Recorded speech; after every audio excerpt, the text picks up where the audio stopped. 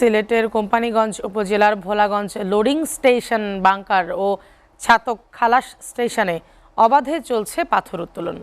গভীর গভীর গর্ত সৃষ্টির ফলে ঝুঁকিপূর্ণ হয়ে উঠেছে বাংকার এলাকার অবকাঠামো।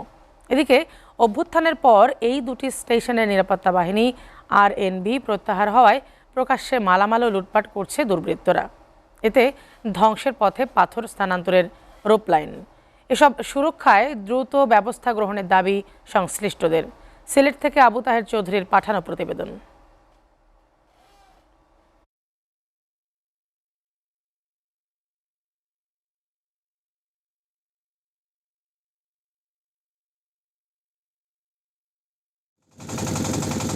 পাথর পরিবহনে স্থল কিংবা জলযানের বিকল্প হিসেবে 1964 সালে ভোলাগঞ্জ থেকে ছাতকে রজ্জুপথ স্থাপন করা হয়।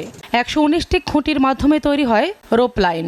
এর মধ্যে আছে ভোলাগঞ্জ লোডিং স্টেশন, বাংকার ও ছাতক খালাস স্টেশন। বাংকারের 359 একর জমি, অবকাঠামো সহ রেলের স্থাপনা, যন্ত্রপাতি দেখভাল করতে 2012 সালে দায়িত্ব নেয় রেলওয়ের নিজস্ব নিরাপত্তা বাহিনী আরএনবি।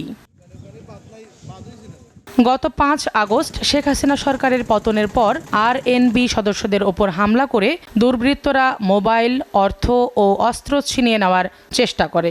7 আগস্ট বাংকার এলাকা থেকে আরএনবি সদস্যদের প্রত্যাহার করা হয়। এই সুযোগে দুর্বৃত্তরা রোপওয়ের গুরুত্বপূর্ণ মালামাল লুটপাট করেছে। গভীর গর্ত খুঁড়ে পাথর উত্তোলনের কারণে বাংকার এলাকা ধ্বংস হয়ে যাচ্ছে। ছাতক পর্যন্ত যাওয়া রোপওয়ের পিলারগুলো হেলে পড়েছে। বাংকার এলাকার ভবনগুলোর নিচ থেকে মাটি খুঁড়ে পাথর তোলায় মাটি সরে যাওয়ায় অনেক স্থাপনা ইতোমধ্যেই ভেঙে পড়েছে এবং বাকিগুলো রয়েছে ঝুঁকিতে। পাথর লুটকারীরা দাবি করছেন তারা সনাতন পদ্ধতিতে পাথর তুলছেন, তাই ক্ষতি হচ্ছে না। রিস্ক তো আমরা জীবনের রিস্ক লইয়া আইছি ও পাথর তোলা। আওয়ামী লীগ সরকার ভাগ্যে যাওয়ার পরে বর্তমানে জনগণে কম বেশ তারা পাথর তুলতেছে হাতে। বোমা মেশিন বন্ধ করিয়া কুয়ারি খুলিয়া দেয় শ্রমিকল বাসুকা দেনে, আমরা তো খাইয়া বাঁচতে হইব না নি। পুলিশ বলছে তারা অভিযান চালিয়ে যাচ্ছে, বেশ কিছু পাথর জব্দ ও মামলা করেছে।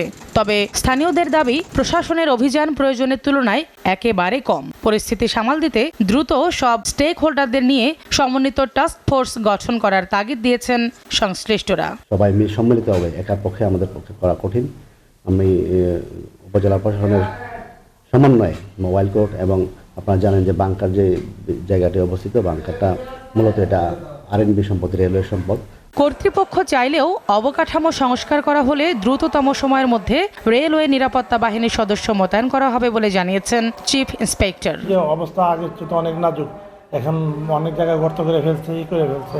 এখন আমাদের ওই জায়গায় যত তাড়াতাড়ি কাজ ঠিক করে দেবে, আমাদের লোক তত তাড়াতাড়ি মোতায়েন করতে পারবো আমরা।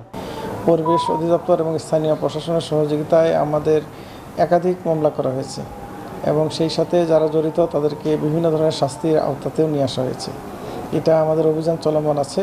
পাথর লুটের কারণে ভোলাগঞ্জ রেলওয়ে বাংকার এলাকা বর্তমানে সংকটের মুখে। কার্যকরী পদক্ষেপ না নেওয়ায় বাংকার এলাকার অবকাঠামো এবং প্রাকৃতিক সম্পদ দুটোই ধ্বংসের মুখে পড়েছে।